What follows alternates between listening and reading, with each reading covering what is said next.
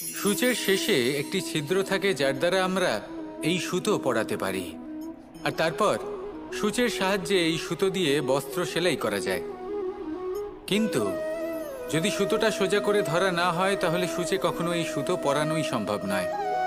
যদি এতে কোনো গিঁট পড়ে তখন তা কখনোই এই ছিদ্র দ্বারা প্রবেশ করা সম্ভব নয়। ঠিক এইভাবেই যদি আপনি কারোর জীবনে প্রবেশ করতে চান, কারোর অন্তরে প্রবেশ করতে চান, তাহলে আপনাকেও সহজ থাকতে হবে।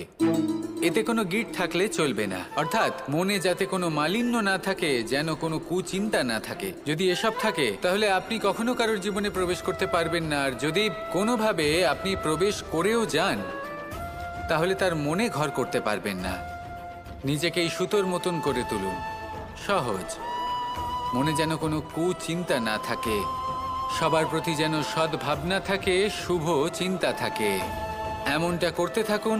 এমন একটা দিন আসবে যেদিন এই সমস্ত সংসারের ব্যক্তির মনে আপনি বাস করবেন, আর তখন এই মন প্রসন্ন হয়ে বলবে, রাধা রাধা। বন হলো আমাদের সবারই প্রিয়।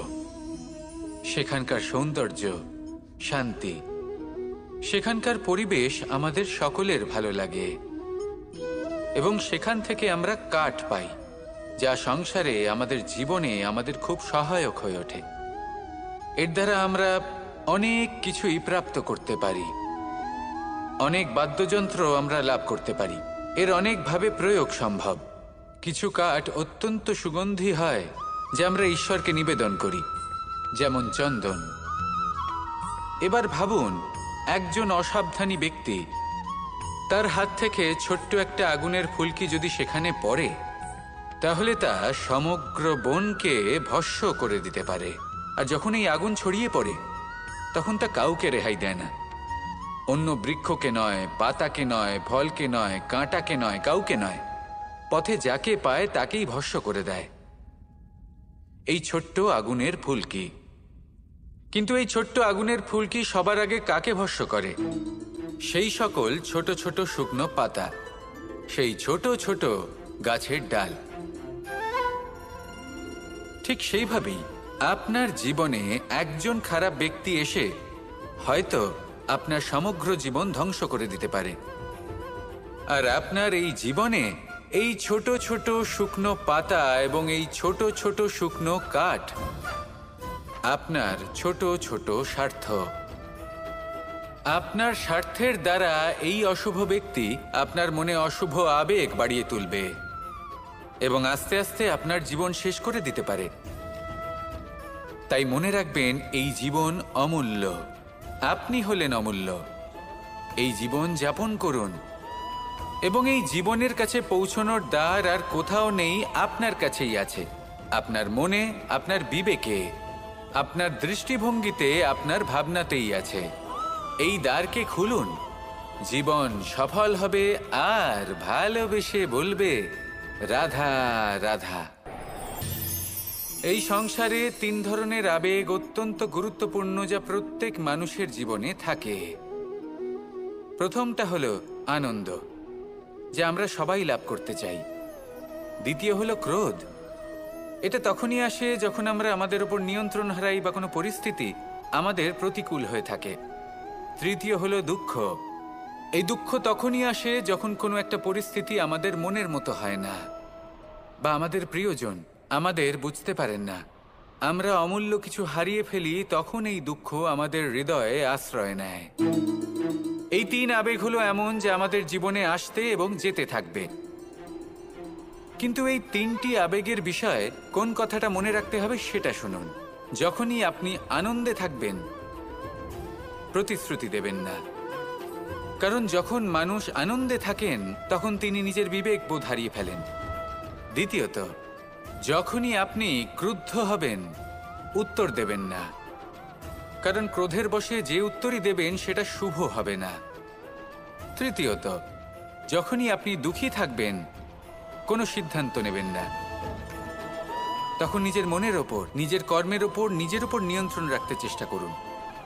যদি এই 3টি আবেগের ক্ষেত্রে এই জিনিসগুলো মনে রাখেন তাহলে জীবনে কখনো আক্ষেপ করবেন না। আসুন আমার সাথে ভালোবেসে বলুন, রাধা রাধা। আমাদের মধ্যে বেশিরভাগ মানুষ কোনো না কোনো মহাশক্তির উপস্থিতিকে বিশ্বাস করেন। আমরা মনে করি যে এ হলো সেই মহাশক্তি যার প্রভাব, যার কৃপা চিরকাল আমাদের উপর বজায় থাকে। আমাদের কর্মের ওপর, কর্মফলের ওপর চিরকাল তার দৃষ্টি থাকে। আমাদের মধ্যে কেউ একে ঈশ্বর মনে করেন, কেউ বা প্রকৃতি মনে করেন, বা কেউ কোনো গৃহপালিত পশুর মধ্যে মহাশক্তির দর্শন লাভ করেন, বা কেউ কোনো বস্তুর মধ্যে। প্রত্যেকের নিজস্ব বিশ্বাস আছে, কিন্তু সেই শক্তির থেকে আশীর্বাদ লাভের জন্য বা কোনো ইচ্ছে পূরণের জন্য আমরা কখনো না কখনো মন্দিরে যাই। এই মন্দির শব্দের সূত্রপাত কিভাবে, আগে সেটা বুঝে নেওয়া যাক। মন্দির এই শব্দের আরম্ভ হলো মনের দ্বারা, কিন্তু বেশিরভাগ মানুষ যখনই মন্দিরে যান কোনো ইচ্ছে পূরণের জন্য বা ইচ্ছে পূরণ হওয়ার পরে ধন্যবাদ দেওয়ার জন্য, তখন তিনি শুধুমাত্র শারীরিকভাবে সেখানে উপস্থিত থাকেন। তার মন তো সাংসারিক কাজের মধ্যেই ঘোরাফেরা করতে থাকে, তাই না? তাহলে বলুন, এর অর্থ কি? যদি আপনি মন্দিরে নিজের মনকেই না নিয়ে যান, তাহলে তার কি লাভ হবে? মন্দিরে গিয়ে নিজের মনকে ঈশ্বরের চরণে পূর্ণরূপে সমর্পণ করুন। নিজের মন থেকে ঈশ্বরের আরাধনা করুন, আর এই মন থেকেই বলুন, রাধা রাধা। মানুষ শুধুমাত্র দুই ধরনের ব্যক্তির সামনেই নত হন।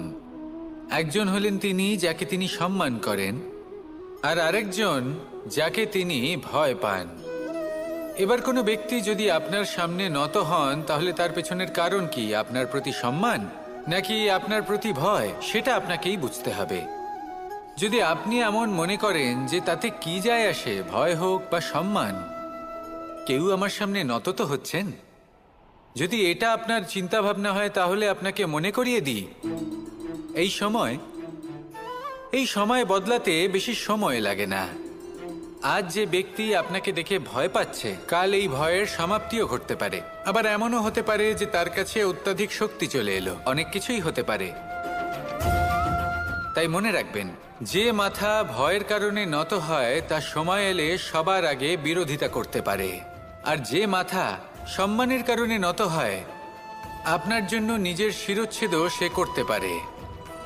তাই সকলকে আপন করে নিন, কিন্তু ভয় প্রয়োগ করে নয়। কর্ম করুন এবং সম্মান অর্জন করুন। শুধু এটাই করুন, আর আমার সাথে ভালোবেসে বলুন, রাধা রাধা।